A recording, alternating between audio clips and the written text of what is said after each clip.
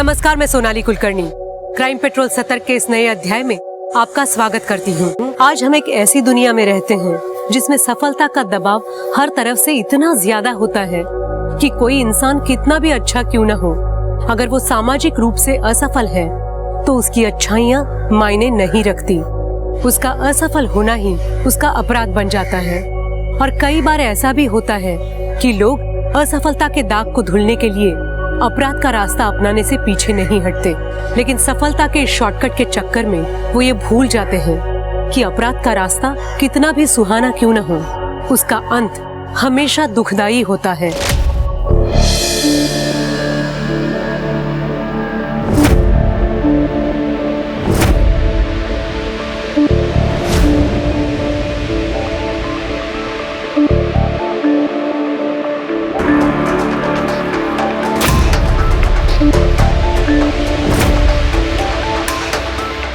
तो लेडीज, आज की क्लास यहीं खत्म होती है, कल फिर मिलते हैं।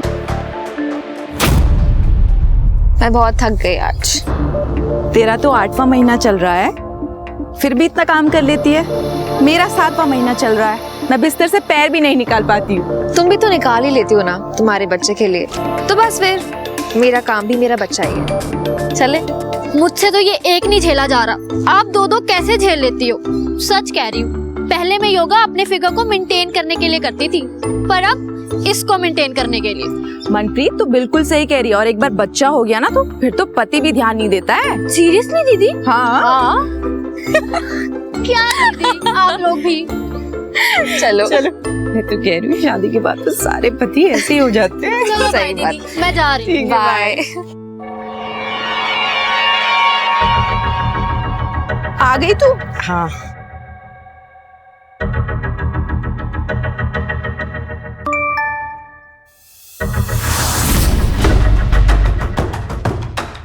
अंजू, हाँ? क्या हुआ? कोई टेंशन है? नहीं, कुछ भी नहीं।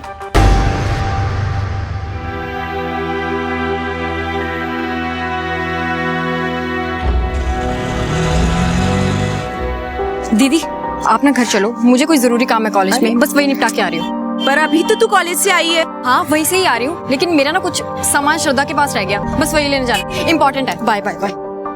अरे जल्दी आना, तुझे पता है ना मेरे ससुराल वालों को देर से आना पसंद नहीं है। कहाँ जा रही है पता नहीं।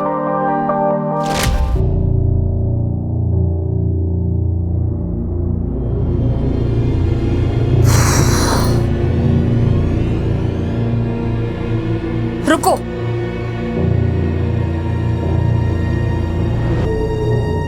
ये क्या है? इतना नमक, इसे खाकर कौन वापस आएगा यहाँ पे? मैं ढाबा कैसे चलाऊंगी? अरे इसीलिए तो बोला है मेम साहब, बंद कर दीजिए ये ढाबा। अरे औरतों के बस का नहीं है ये ढाबा बाबा चलाना। बग्गा, तुम यहाँ क्या कर रहे हो? अरे मैडम, कब समझोगे आप? मैडम, दाल में नमक और आदमी में गुस्सा, अगर दोनों ज्यादा हो जाए ना तो स्वाद खराब कर देते हैं। आप बेच क्यों नहीं देती हमें? अरे सबको पता है आप कितना नुकसान उठाती हो। ऐसा है, अपने बाप लोगों से जाके कह दो कि उनकी औकात नहीं है अंजू का ढाबा खरीदने की, और ना तेरी औकात है मुझे डरा सकने की। आई समझ में? प्यार से समझा रहा हूँ, समझ में नहीं आता क्या? घुसता नहीं कुछ दिमाग में? हैं? औकात दिखाओ इसको अपनी।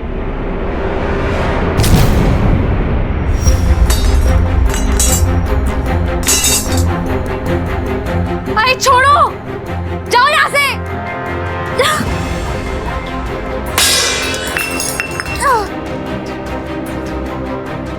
निकलो यहाँ से, चलो निकलो यहाँ से अभी के अभी। हट जाओ। देख लग जाएगी। जाओ यहाँ से, चलो निकलो, हट जाओ, दोबारा मत आना। चलो निकलो, इसे बाद में देख लेंगे। चलो चलो।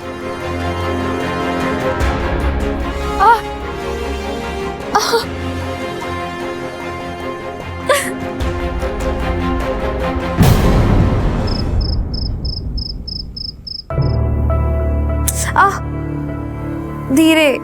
ये मर्दों को सुधारने का आंदोलन तुम थोड़ी देर बाद नहीं कर सकती? और ये ढाबा कुछ दिनों के लिए बंद कर दो। अरे अपनी हालत तो देखो।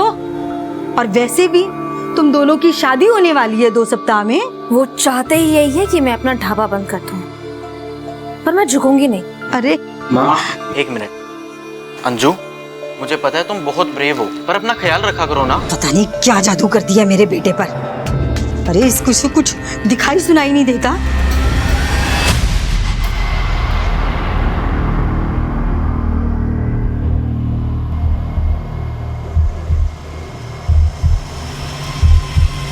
रेडीमेड बच्चों की दुकान, अंजू का मकान।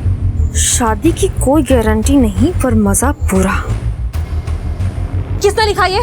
हाँ, किसने फेंका बताओ? किसने लिखा?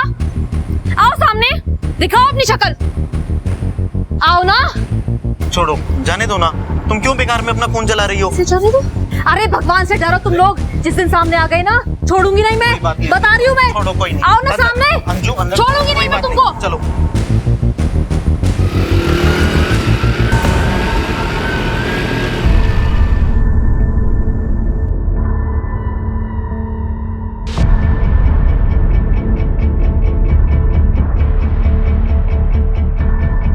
अरे प्रीति, ले बेटा, थोड़े दिनों में तेरी ना गोद भराई है। मेहमान आएंगे, तुम्हारी ये हड्डियां देखकर क्या सोचेंगे? मम्मी जी, हड्डियां? मेरा 10 किलो वजन बढ़ गया है 2 महीने में। चुप कर, ऐसे नहीं बोलते। कौन था वो? कॉलेज का फ्रेंड था। फ्रेंड था या बॉयफ्रेंड था जो ऐसे गली में चिपक के बात कर रही थी उससे? तुम्हें जरा सा भी अंदाजा है कि तुम्हारी इन हरकतों की वजह से ना हम सबकी इज्जत पे क्या असर पड़ता है? ओ प्लीज, इज्जत का लेक्चर ना आप लोग तो मुझे मत ही दो, क्योंकि अगर मैंने अपना मुंह खोला ना तो बहुत बुरा लगेगा।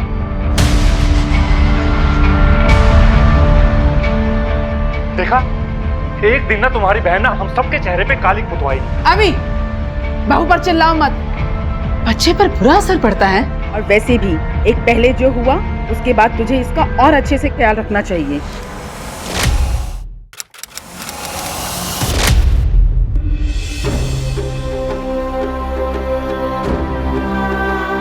तुम्हारी लापरवाही की वजह से मेरे पोते को पैदा होने से पहले ही मार दिया।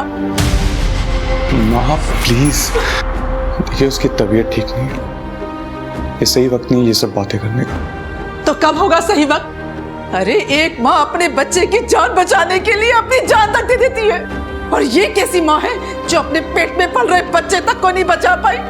कैसी माँ है ये?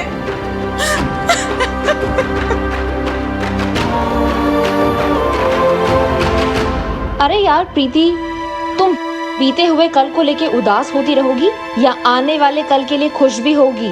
कैसे खुश हो जाऊं यार मैं? मेरा बच्चा मेरी वजह से।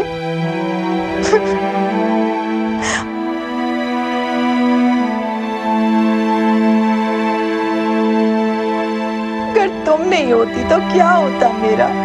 मैं यही हूँ और आने वाले 40-50 साल के लिए भी यही हूँ। झेलने के लिए तैयार है ना मुझे?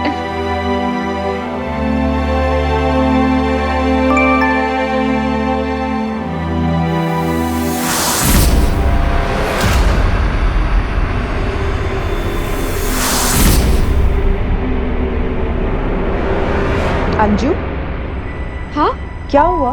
जब भी मैसेज आता है तुम सैड हो जाती हो, कोई प्रॉब्लम है? ऐसा कुछ भी नहीं है। चुपचाप से मुझे बता दो क्या प्रॉब्लम है तुम्हें। आज तो तुम्हें बताना ही पड़ेगा। क्या है ना यार प्रीति, पैसों का बहुत टेंशन है। ढाबे के खर्चे बहुत बढ़ गए हैं और मेरी सासू माँ, उनको शादी धूमधाम से करवानी है। कैसे होगा सब? कहाँ से लाऊंगी मैं इतने पैसे? और मैंने तुम्हें इसलिए नहीं बोला क्योंकि तुम्हारी अपनी बहुत परेशानी है और मैं और नहीं देना चाहती। तुम कैसी बात कर रही हो? मेरी टेंशन लेने के लिए मेरा पति है ना, और तुम्हारी टेंशन लेने के लिए मैं हूँ। जल्दी से बताओ कितने पैसे चाहिए तुम्हें? बस, तुम्हें क्या लगता है कि पैसे पेट पे उगते हैं जो तुम पर और तुम्हारी फालतू की सहेलियों पर खर्च करूं मैं? मैंने तुमसे कभी कुछ मांगा है पहले? उल्टा मैंने तुम्हारे लिए इतना कुछ झेला है। झेलना होता क्या पता भी है तुमको? प्रेग्नेंट तुम नहीं हो पा रही थी, अपनी बहन को यहाँ मेरे सर पे चढ़ा के रखा हुआ है, और इन सब के बावजूद तुम चाहते हो कि मैं तुम्हारा एहसान मानूं? हाँ, एक फूटी कोड़ी नहीं दूंगा तुम्हें। ये बात ना अपने दिमाग में बिठा लो।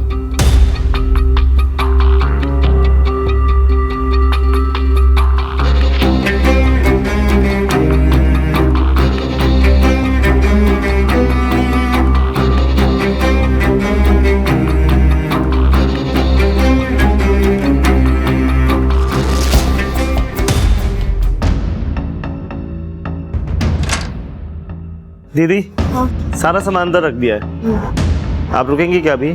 नहीं, मैं भी बस निकल ही रही हूँ। वो वीरो को फोन करी थी, पता नहीं कहाँ उठा नहीं रहा। आप चलो। ठीक है दीदी। कहाँ हो यार?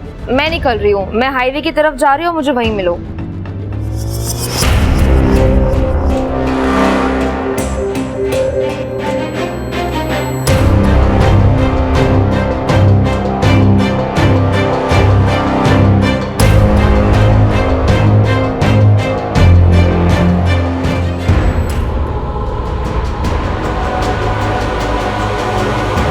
छोड़ दो मुझे, कौन हो तुम लोग? छोड़ो।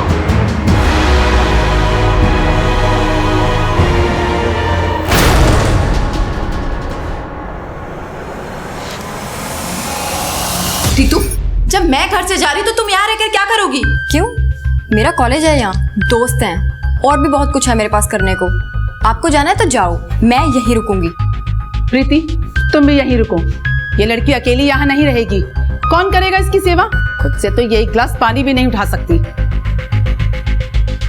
मम्मी जी, मुझे मायके जाना है, मेरा मन नहीं लग रहा है यहाँ पर। अभी माँ प्लीज, अगर वो नहीं रुकना चाहती ना, उसके साथ जबरदस्ती करके कोई फायदा नहीं है।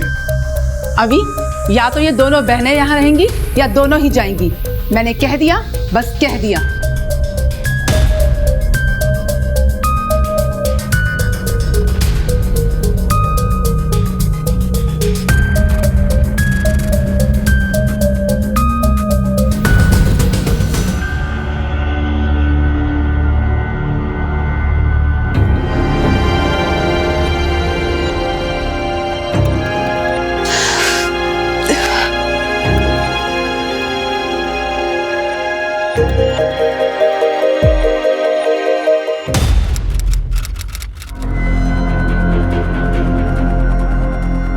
पानी,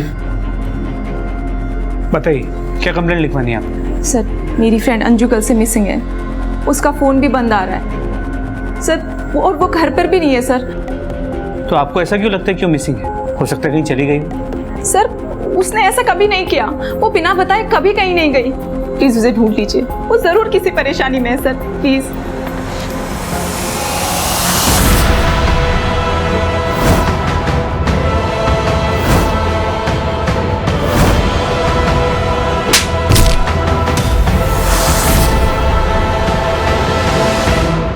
अरे यार, क्या फर्क पड़ता है? बॉस नया हो या पुराना, होते तो खड़ूस ही है ना। कम से कम पुराने वाले की आदत तो थी, नए वाले की वापस से आदत डालनी पड़ेगी। ओ बाय द वे, शर्मा कह रहा था बहुत डिमांडिंग है ये। वो तो मैं हूँ, अगर नहीं होगा तो ऑफिस आवर्स में ऐसे ही गॉसिप चलती रहेंगी। So I'm sorry. I need to.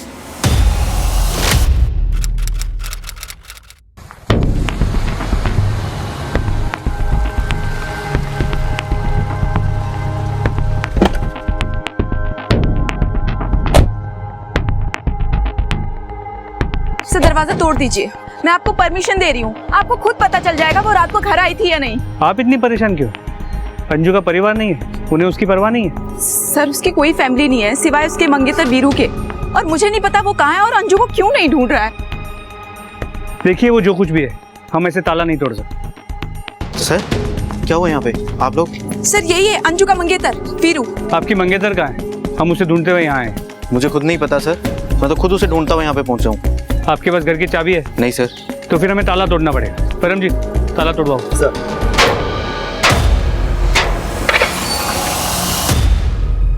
परम जी। जी सर। घर चेक करो। आखिरी बार कब बात हुई थी अंजू से? कल दिन में अंजू के ढाबे पर ही उससे मिला था मैं। उसके बाद बात ही नहीं हुई? सर, अब कॉलेज में थोड़ी ना पढ़ते हैं कि हर टाइम फोन पर लगे रहें। और 2 दिन में शादी है हमारी सर। उसकी शॉपिंग के लिए हम शाम को मिलने वाले थे। मैंने जब फ़ोन ट्राई किया तो उसका फ़ोन नहीं मिला सर, बंद था। तो मुझे लगा शायद वो चार्ज करना भूल गई, इसलिए बंद है। और मैं भी थका हुआ था सर, इसलिए मैं सीधा घर जाकर सो गया।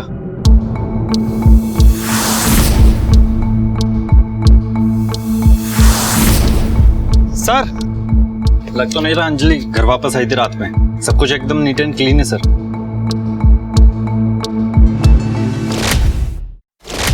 सिंह, 2 दिन में इस लड़की की शादी होने वाली थी, कुछ दिन में मां भी बनने वाली थी, ढाबा चला रही थी, सो अलग। कुछ फिट नहीं बैठ रही ये बात। सब कुछ तो इसकी लाइफ में ठीक चल रहा था, फिर ऐसे ही बिना किसी को बताए कहीं चली गई, पॉसिबल नहीं है। सर उसकी मोबाइल की लोकेशन रिकॉर्ड मंगवा ली है, उसकी लास्ट लोकेशन से शायद कुछ पता चल जाए। जब तक सेल की लोकेशन नहीं आती, ढाबे पर पता करो। आखिरी बार वो वहीं से निकली थी जब गायब हुई। सर कुछ बताया था कहाँ जा रही है? सर मैंने पूछा तो नहीं, लेकिन दीदी बहुत जल्दी में थी। यार ढाबे पे कोई प्रॉब्लम, कोई मसला या कुछ आसपास? सर वो एक बग्गा नाम का आदमी दीदी को बहुत परेशान करता था। प्यार से समझा रहा हूँ, समझ में नहीं आता क्या? घुसता नहीं कुछ दिमाग में। तो ये बग्गा कल यहाँ ढाबे पे आया था या कहीं आसपास दिखा था? सर अंजू की लास्ट लोकेशन मिल गई है, यहाँ से निकलने के बाद की।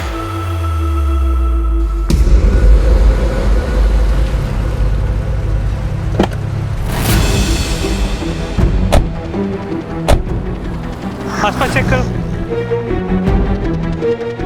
इस तरफ देखो। सर ये फोन मिला है।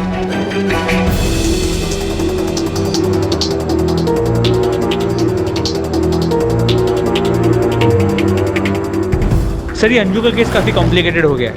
हाईवे के बाद झाड़ियों में उसका फोन मिला है, टूटा हुआ है सर। ठीक है सर, हम आसपास पूछताछ करते हैं।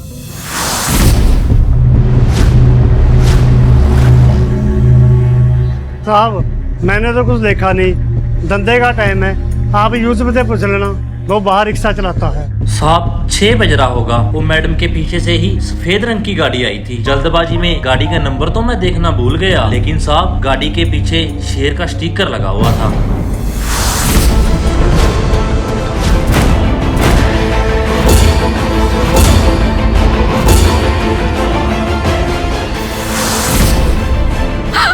प्लीज मुझे छोड़ दो, प्लीज वो डॉक्टर के पास नहीं चलो, बहुत दर्द हो रहा है। सिंह, अगर ये रैंडम किडनैपिंग होती तो अब तक फिरौती के लिए कॉल आ गई होती। मसला कुछ और ही है। उस ऑटो वाले यूसुफ ने जिस तरह का डिस्क्रिप्शन दिया था, उस गाड़ी के बारे में कुछ पता चला? Any CCTV footage? सर वो एरिया काफी आउटर में, वहाँ कोई सीसीटीवी कैमरा नहीं मिला। सबसे करीब का सीसीटीवी कैमरा 3 किलोमीटर दूर हाईवे पे। सर अंजू का मंगेतर वीरू आ गया है। सर अंजू के पति की डेथ हो चुकी है सर, एक एक्सीडेंट में 8 महीने पहले, और बच्चा भी अंजू के पहले पति से ही है। फिर भी अंजू से शादी करने जा रहे थे? सर प्यार दिमाग से नहीं, दिल से किया जाता है। जब मैं पहली बार अंजू से मिला उसके ढाबे पर और मैंने अपने दिल की बात उससे कही, तो सर उसने सबसे पहले अपने पति के बारे में ही मुझे बताया था, और उस दिन से ही अंजू का बच्चा मेरा बच्चा हो गया। सर वीरू वो बच्चा नहीं चाहता था, और उसकी माँ तो अंजू को कभी पसंद भी नहीं करती थी। अंजू बहुत प्रेशर में थी, एक तरफ उन दोनों का प्रेशर और दूसरी तरफ वो गुंडे जो उसके ढाबे के पीछे पड़े हुए थे। कौन गुंडे? वो बग्गा? सर नाम तो नहीं बताया उसने कभी मुझे, लेकिन उसके ढाबे की वजह से आसपास के सारे ढाबे वालों का नुकसान हो रहा था।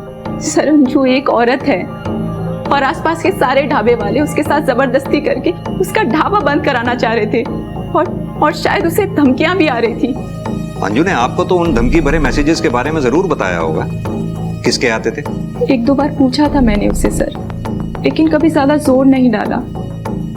अंजू क्या हुआ, कोई टेंशन है? नहीं, कुछ भी नहीं। मुझे लगा वो टाइम आने पर मुझे खुद बता देगी, लेकिन मुझे क्या पता था कि वो टाइम कभी आएगा ही नहीं। प्रीति जी, कहीं आप हमें कहानी तो नहीं सुना रही हैं कोई?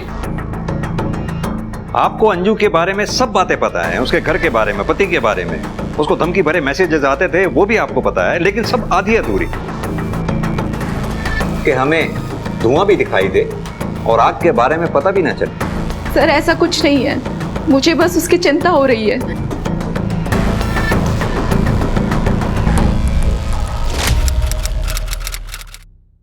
वीरू को ये बच्चा नहीं चाहिए प्रीति, वो छोड़ देगा मुझे। जब से ये बच्चा मेरी जिंदगी में आया ना, सिर्फ मुसीबत लेकर आया ये मेरे। पहले मेरे पति की मौत हो गई और अब वीरू, वो छोड़ देगा मुझे।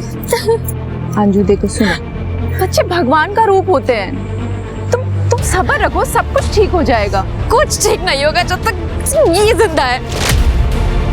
एरिया के गुंडों का किडनैपिंग में कोई कनेक्शन नजर नहीं आ रहा। और वो बग्गा की लोकेशन के बारे में भी कुछ नहीं जानते। उन्हें कह दिया है कि अगर बग्गा की कोई भी इन्फॉर्मेशन मिले सबसे पहले हमें फ़ोन कर। और वो टेक्स्ट जो अंजू को आया करते थे उसके बारे में कुछ पता चला? सर वो एक अनरजिस्टर्ड नंबर से आते थे। वो सिम किसने खरीदा था इसका पता लगा रहे हैं। हेलो, ठीक है सर। हाईवे पेट्रोल टीम को एक सस्पिशियस गाड़ी नजर आई है खानपुर एरिया में।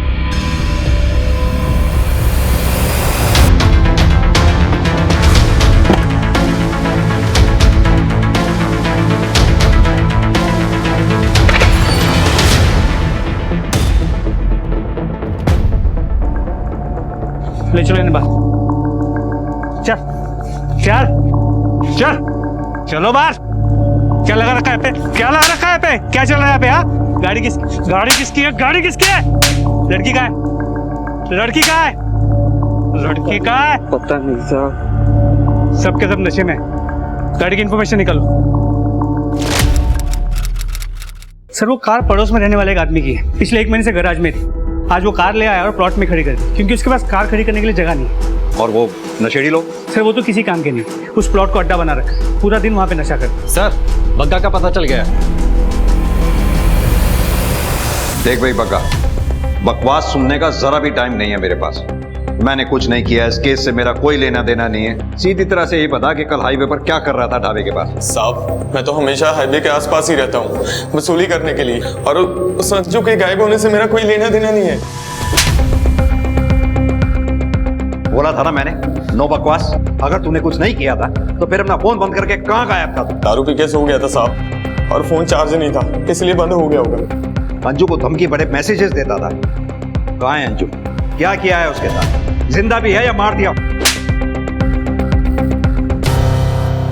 साहब जिन ढाबे वालों को उससे दिक्कत थी और जिन्होंने मुझे काम दिया था उसका ढाबा बंद करवाने के लिए, वो लोगों को तो पकड़ोगे नहीं आप लोग। और ये 20-25 हजार के लिए मर्डर नहीं करेगा बग्गा। इज्जत के लिए तो करेगा। फलूदा बना दिया था तेरी इज्जत का अंजू ने भरे बाजार में तेरी धमकियां ना मान करके। औरत ने तेरी औकात याद दिला दी थी तुझे। साहब मैं सच बता रहा हूँ। मारना मत साहब। साहब सच बता रहा हूँ।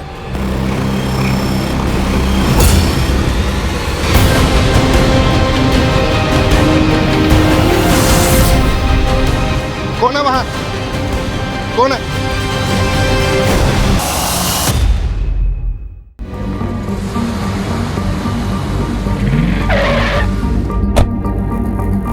अरे साहब देखिए, यहाँ मर्डर हो गया।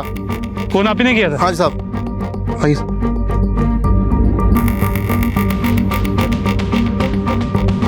देखो ये क्या है? सर कोई बच्चा है। कटकाटी और हुलिये से ये अंजू लग रही है, और ये बच्चा भी अंजू का हो सकता है। बॉडी को पोस्टमार्टम के लिए भेजो और वीरो को बुलाओ आइडेंटिफिकेशन के लिए।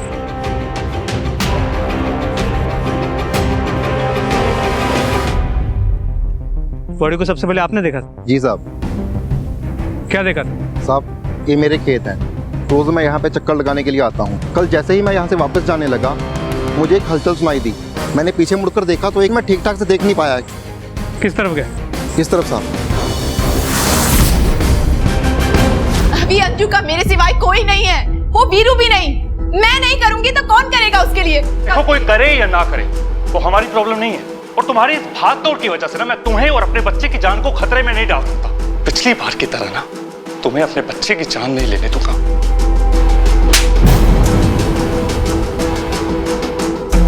अबे पेट से है वो, और नहीं होती तो?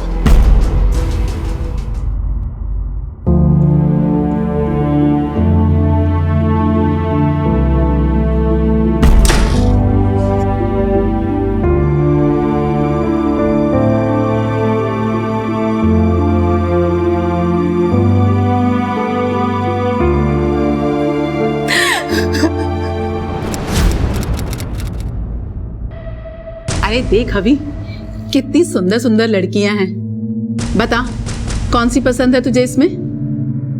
अरे देख ना।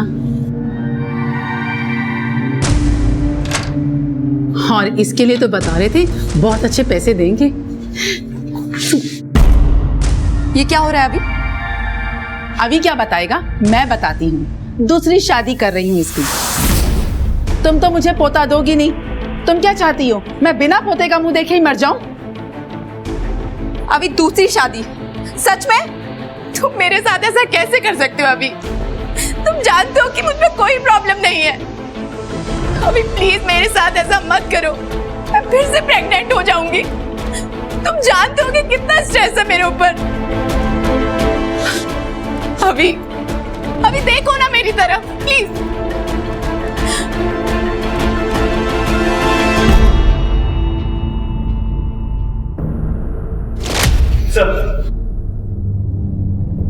वीरू ने बॉडी को आइडेंटिफाई कर लिया है। वो बॉडी अंजू की है, पर पोस्टमार्टम रिपोर्ट से पता चला है कि अंजू की मौत से ठीक पहले उसकी डिलीवरी हुई थी।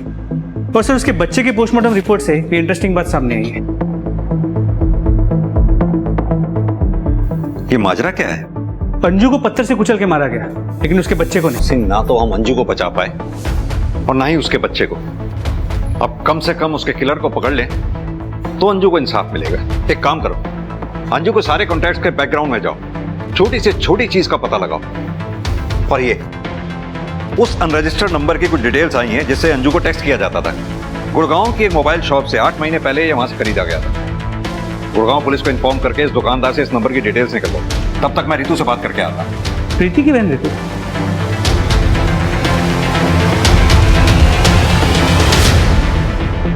एक साधारण सी मिसिंग कंप्लेन अंजू की लाश मिलने के साथ ही मर्डर केस में तब्दील हो चुकी थी। और ये सिर्फ मर्डर नहीं था, बल्कि क्रूरता की हद थी। अंजू की जिंदगी में कई चीजें ऐसी थी जो उसकी हत्या का कारण बन सकती थी, मगर उसके अजन्मे बच्चे की हत्या ने पुलिस को भी चौंका कर रख दिया था। आखिर कोई क्यों ऐसे बच्चे को मारना चाहेगा जो अभी पैदा भी नहीं हुआ था? क्या ये इस केस में विभत्सता की हद थी या सिर्फ शुरुआत?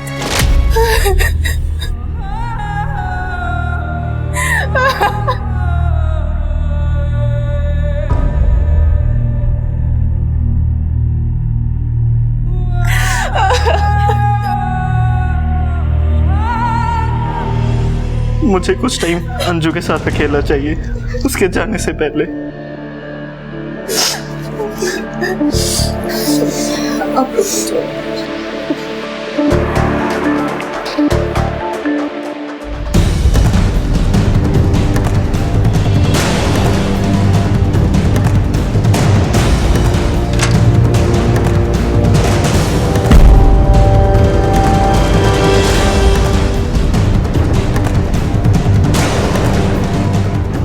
तो अंजू के ढाबे के पेपर अंगूठा लगवा रहे थे इस पे। सर वो अंजू शादी के बाद मेरे ही नाम करने वाली थी और मैं बस उसकी आखिरी इच्छा ही तो पूरी कर रहा हूँ सर। ऐसे चोरों की तरह? नहीं सर, उसने कहा था मुझसे। वो पेपर्स रेडी हुए क्या? पेपर्स हो जाएंगे रेडी, बोला है तो हो जाएंगे ना। मगर कहने के बाद भी अंजू ने ढाबा तेरे नाम नहीं किया था, इसलिए अंजू को मार दिया। और अब चोरी छुपे अपना काम निकाल रहा है। लेके चलो इसे थाने, वहीं कायदे से बात होगी। नहीं सर, मैंने ऐसा कुछ किया ही नहीं है जो आप कह रहे हो सर। कुछ नहीं किया। रितु,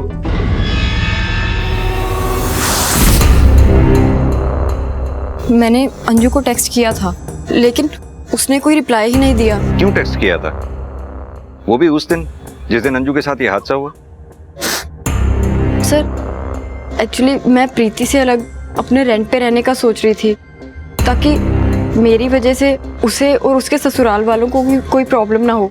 और अगर अंजू के ढाबे पर काम मिल जाता तो मेरा रेंट निकल जाता। ठीक है, अभी तो तुम जाओ, जरूरत पड़ी तो फिर पूछताछ करें। ठीक है सर।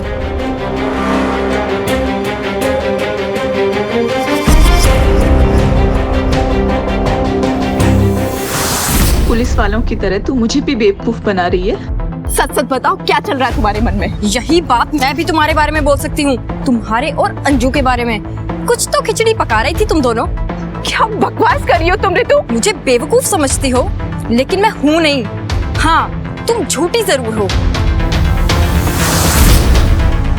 बहुत हो गया तुम्हारा, हद में रहो अपनी प्रीति, वरना हाथ उठाना मुझे भी आता है। तेरे जैसी बहन से दुश्मन अच्छे।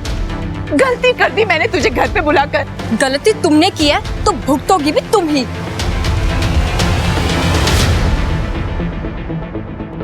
सर ये सही है कि मुझसे गलती हुई है सर, ढाबे को लेकर। लेकिन मैं सच में अंजू से शादी करना चाहता था सर। और हमारी शादी से ही तो परेशानी थी सर सब लोगों को। किन लोगों को? किसने लिखा था वो नोट? सर पक्का तो नहीं कह सकता, लेकिन हाँ 4-5 लोग थे अंजू के मोहल्ले में जिन्होंने 2 महीने पहले तमाशा किया था। उनमें से कोई भी हो सकता है सर।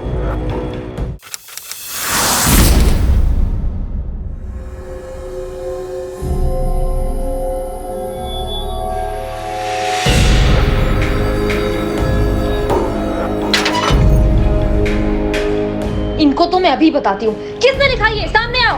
रात के अंधेरे में दिख के अपनी मर्दानगी दिखा रहे हो तुम लोग। हाँ, मैं किसी से भी शादी करूँ, कितनी भी शादी करूँ, किसी का भी बच्चा पैदा करूँ, तुम लोग को क्या लेना देना है? मेरा घर है ये। हमें कुछ नहीं करना, ये शरीफों का मोहल्ला है। तुम्हारे जैसी औरतों ने यहाँ बसकर पूरे मोहल्ले का माहौल खराब कर दिया है। मैं तो अभी बताती हूँ। अंजू क्यों मुंह लग रही हो इनके? एक बार अपनी हालत तो देखो। पड़ेगा। नहीं छोड़ो मुझे। अंदर चलो, छोड़ो। अंदर चलो तुम। सर अंजू के पति के बारे में तो नहीं जानती, लेकिन उसकी मौत के 1 साल के भीतर बच्चा पेट में होते हुए शादी कर रही थी वो किसी से। ऐसी औरतों के आशिक और दुश्मनों की कमी थोड़ी ना होती है। मार दिया होगा किसी ने। छोड़ो मुझे, छोड़ो, क्यों बांधा हुआ है मुझे? छोड़ दो मुझे, जाने दो मुझे, जाने दो।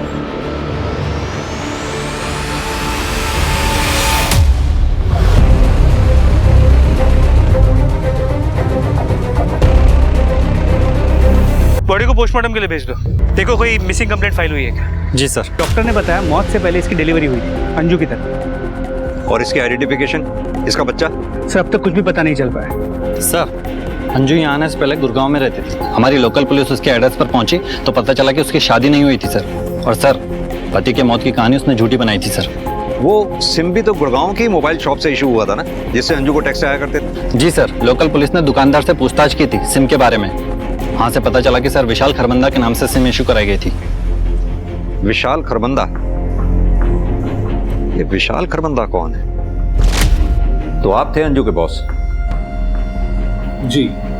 उसे धमकी भरे मैसेजेस क्यों भेजते थे आप? सर मैं उसे मैसेजेस जरूर भेज रहा था, बट उसे मिलने के लिए। और क्यों बुलाना चाहते थे उसे? सर वो मुझे ब्लैकमेल कर रही थी, मुझसे और पैसे चाहती थी। मैं उसे ऑलरेडी 10 लाख दे चुका था ढाबा खोलने के लिए। ऐसा क्या रीजन था अंजू के पास जो तुम्हें ब्लैकमेल कर रही थी? दूर हटो मुझसे। तुमने मुझे बताया क्यों नहीं कि तुम ऑलरेडी शादीशुदा हो? सुनो मेरी बात, तुम्हारा तलाक कल हो या आज हो, मुझे उससे कोई फर्क नहीं पड़ता। मैं तुम्हारी बच्चे की माँ बनने वाली हूँ और तुम पीछे हट रहे हो। अंजू फॉर गॉड सेक धीरे बोलो, बाहर ऑफिस। I don't care, सुनने दो सबको। You know what? अगर तुमने मेरे और मेरे बच्चे का फ्यूचर सिक्योर नहीं किया ना, इस ऑफिस में तो क्या पूरी दुनिया में बता दूंगी मैं कि ये बच्चा तुम्हारा है। अंजू। विशाल से ब्लैकमेलिंग, वीरू से झूठ बोलकर शादी। इस अंजू का भी पता नहीं किस किस से क्या झूठ बोला हो। एक काम करो सिंह, इस विशाल के लिए भाई चेक करो, पता करो मर्डर वाले दिन ये जलंधर में था या नहीं। सर विशाल का अंजू के साथ कनेक्शन था, लेकिन उस दूसरी औरत से। सिंह फिलहाल तो किसी भी पॉसिबिलिटी को रूल आउट नहीं किया जा सकता है जब तक कि सच सामने ना आ जाए। सर उस दूसरी औरत का सच सामने आ गया, उसे आइडेंटिफाई कर लिया गया। उसका नाम मनप्रीत कौर। सर 3 दिन से गायब थी मनप्रीत कौर। उसके हस्बैंड ने हमारे थाने में मिसिंग रिपोर्ट भी लिखवाई थी। ये देखिए सर, वो 9 मंथ से प्रेग्नेंट भी थी। हम उसके बच्चे को ढूंढने की कोशिश कर रहे हैं, लेकिन अभी तक कुछ पता नहीं चला सर। गुरुवार की सुबह मॉडर्न योगा क्लास के लिए निकली थी, देर रात तक घर नहीं आई तो परिवार वालों ने ढूंढना शुरू किया। अंजू भी तो इसी योगा क्लास में जाया करती थी ना, मॉडर्न योगा क्लास। बीना जी, मनप्रीत और अंजू दोनों आपके यहाँ योगा क्लासेस लेती थी, दोनों एक ही बैच में थी और दोनों के बीच का कनेक्शन थी आप। आपको ये कनेक्शन कभी दिखा नहीं? नहीं सर, नहीं दिखा।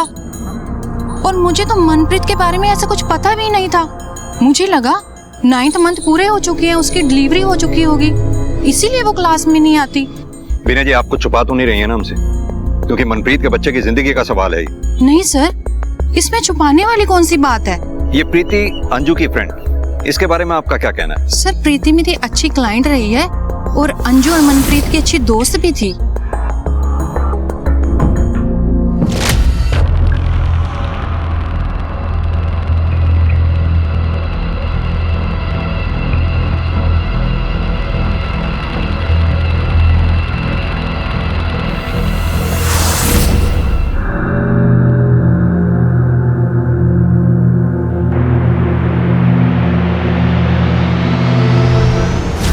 सुबह योगा क्लास के लिए गई थी, उसके बाद ना कोई खबर है ना कोई फोन मिल रहा है। पता नहीं कहाँ पे गई है सर वो। योगा क्लास? जी सर, मैंने सुबह फोन किया था उनको, उन्होंने कहा कि वो वहां नहीं आई। सर आप प्लीज उसे ढूंढिए सर, प्लीज सर, मेरे बच्चों को कुछ नहीं होना चाहिए सर, मेरे बीवी बच्चों को बचा लीजिए सर। चिंता मत करो, हम कोशिश कर रहे हैं। सर प्रीति को जाते हुए तो देखा था, पर वो ना थोड़ा जल्दी में थी। सर ये खूब लड़ते झगड़ते थे, इनके घर में से आवाजें आती थी। कुछ दिन पहले की बात है, प्रीति और रितु को मैंने आपस में लड़ते हुए देखा। सर कहना तो नहीं चाहिए, पर मुझे लगता है कि रितु और अभी के बीच में कुछ ना कुछ जरूर चल रहा है। सर ये बकवास किसने कर दिया आपको? ऐसा लग नहीं रहा तुम्हारी बॉडी लैंग्वेज देख कर कि ये सब बकवास है। अभी तुम्हारे बीवी और बच्चे की जान खतरे में है। अब तुम डिसाइड करो, तुम्हें टाइम पास करना है या सब कुछ सच सच बताना है। जी सर, रितु और मेरा अफेयर चल रहा था, लेकिन सर इन सब के बावजूद ना मैं प्रीति से बहुत प्यार करता हूँ। ये अजीब प्यार है तुम्हारा अपनी बीवी के लिए कि उसी की बहन के साथ तुम अफेयर भी कर रहे हो। प्रीति ये सब जानती थी, इनफैक्ट उसी ने ये सब करने के लिए कहा था। मेरी खुद की बहन ने मेरा इस्तेमाल किया, मुझे अपने पति के साथ सोने के लिए बोला ताकि मैं उसे और अभी को एक बच्चा दे सकूं, और अभी उसे छोड़कर किसी और दूसरी औरत के साथ शादी ना कर ले। लेकिन सर जैसे ही प्रीति खुद प्रेग्नेंट हुई, मुझे अभी को छोड़ने के लिए कहने लगी। सर मेरे मन में अभी के लिए फीलिंग्स हैं, तो ऐसे कैसे छोड़ दूं? सही कह रही हैं आप, ऐसे कैसे छोड़ दें किसी को? गुस्सा तो आएगा ही, इसीलिए शायद प्रीति को गायब कर दिया आप। सर मैंने आपको सब कुछ सच सच बता चुका हूँ। मेरे बच्चे की माँ बनने वाली है वो। एक बच्चा ना मैं पहले खो चुका हूँ, अब दूसरा नहीं खो सकता सर। प्लीज उसे ढूंढिए सर, देखिए प्लीज उसे ढूंढिए सर। एक मिनट, बच्चा खो चुका हूँ मतलब?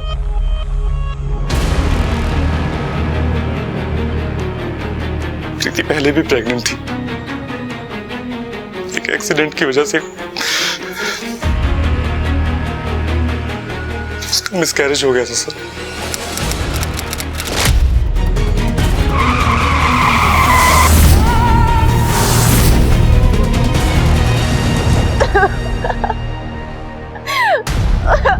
छोड़ दो मुझे,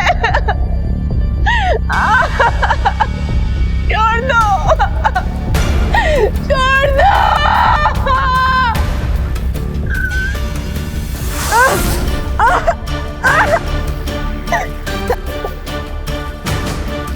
बचाओ।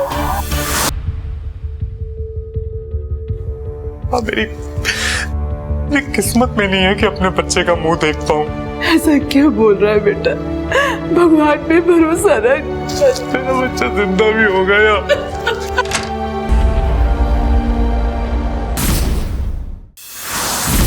देखिए सर, मेरी बीवी और मेरे बच्चे दोनों ठीक है, बाकी आपको जो पता लगाना है आप लगाइए, वो आपका काम है। अपना ही काम कर रहे हैं हम, प्रीति से बात करनी है हमें। तो आप डॉक्टर से बात कीजिए सर, वहाँ अंदर प्रीति का चेकअप चल रहा है।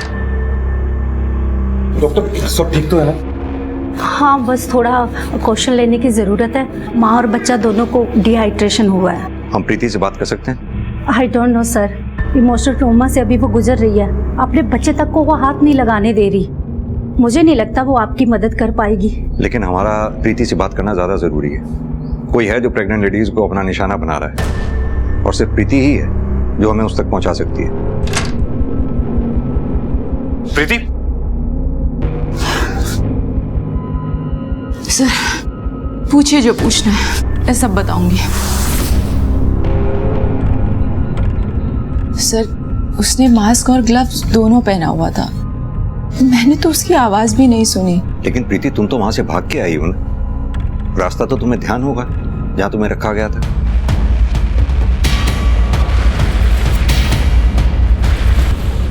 परमजीत फोरेंसिक टीम को बुलाओ। तीनों विक्टिम्स के सर्कमस्टेंसेस अलग, तीनों के प्रॉब्लम्स अलग। एक्सेप्ट कि वो तीनों ही प्रेग्नेंट थी। सर, उस रूम से मिले प्रीति के ब्लड की लैब रिपोर्ट आ गई सर, आपको देखनी चाहिए सर।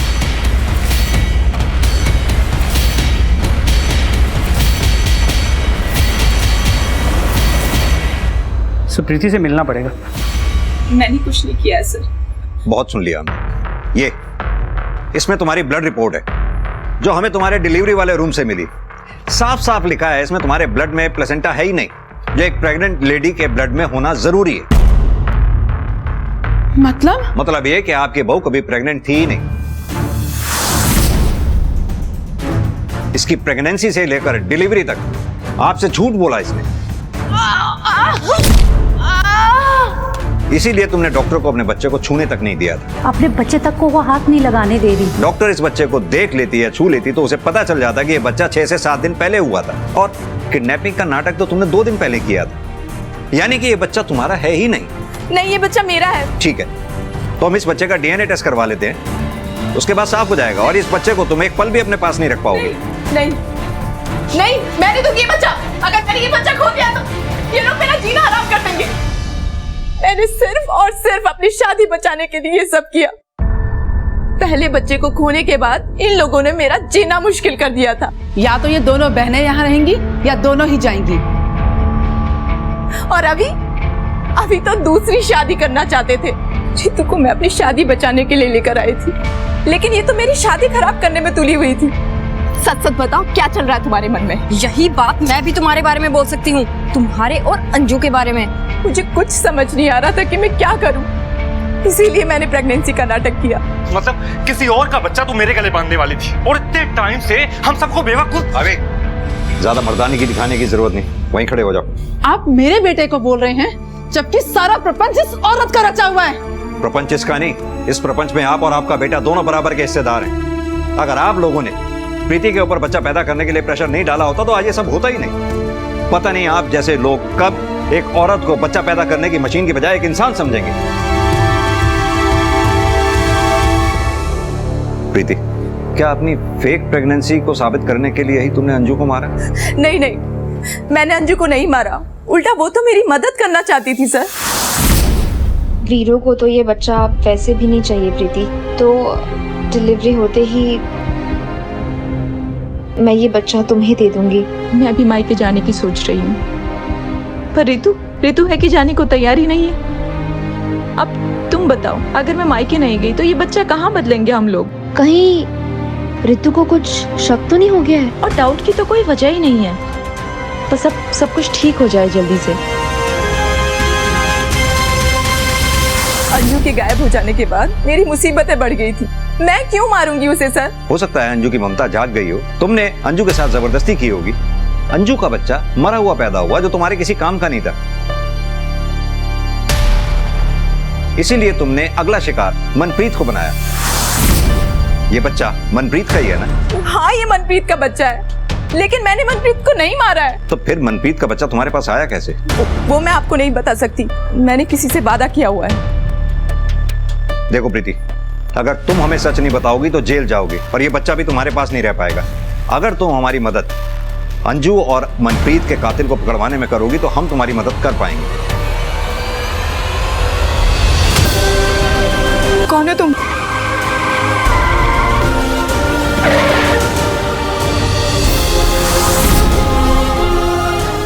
मैं रघु, मैं तुम्हारे लिए बच्चा लेकर आया हूँ। चलो बताओ, तुमने ये सब क्यों और कैसे किया? स्पीड से कार चलाने की वजह से मुझसे प्रीति का एक्सीडेंट हो गया और मेरी वजह से उसका बच्चा भी छीन लिया। और इसलिए तूने अंजू को उठाया। जब अंजू का बच्चा मरा हुआ पैदा निकला तो तेरे किसी काम का नहीं था, इसीलिए तूने मनप्रीत को अपना शिकार बनाया।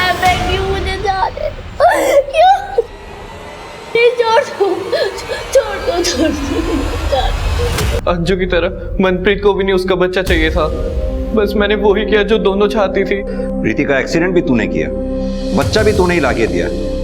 माजरा क्या है ये? मुझे उसका दुख देखा नहीं जा रहा था। उसकी सास, उसका पति, उन्होंने उसके जिंदगी नर्क बना दी थी, तब से मैं उस पर नजर रखने लग गया। लेकिन तू होता कौन है? भगवान है क्या? भगवान तो नहीं, गलतियां तो सुधार सकता था ना। कौन सी गलतियां? वही कि प्रीति मां बनने के लिए मरी जा रही थी और अंशु और मनप्रीत को बच्चा ही नहीं चाहिए था। ये गलती नहीं तो और क्या है? इसे लगता है इसने भगवान की गलती सुधार के बहुत अच्छा काम किया है। सच तो इसे पता ही नहीं है। कैसा सच? सच्चाई ये है कि अंजू अपना बच्चा प्रीति को देने वाली थी, वो भी सबसे छुप कर, ताकि प्रीति को टॉर्चर ना सहना पड़े। लेकिन तूने उन दोनों के बीच में आकर सारा खेल खराब कर दिया। अंजू और मनप्रीत तो अपनी जान से गई ही, प्रीति की जिंदगी और बर्बाद कर दी थी।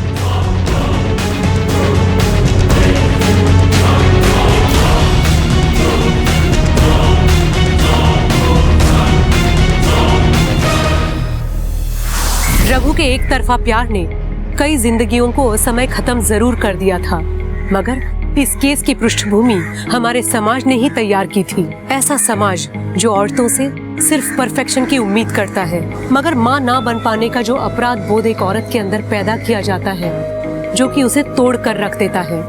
इस केस की जड़ में भी प्रीति का वही अपराध बोध था। इस केस में अंजू और उसका बच्चा बच सकता था। मनप्रीत एक ऐसी मौत नहीं मरती जो उसे मिलनी ही नहीं चाहिए थी। प्रीति को वो सब कुछ मिल सकता था जिसके लिए उसने इतने सारे झूठ बोले थे, और ये सब होने के लिए बस इतना ही काफी था अगर औरत को समाज द्वारा देवी नहीं बल्कि सिर्फ एक इंसान समझा गया होता। इसी के साथ मैं सोनाली कुलकर्णी आपसे विदा लेती हूँ। फिर होगी आपसे मुलाकात एक ऐसे ही चौंका देने वाले केस के साथ क्राइम पेट्रोल सतर्क में। तब तक अपना और अपने परिवार का ख्याल रखिए।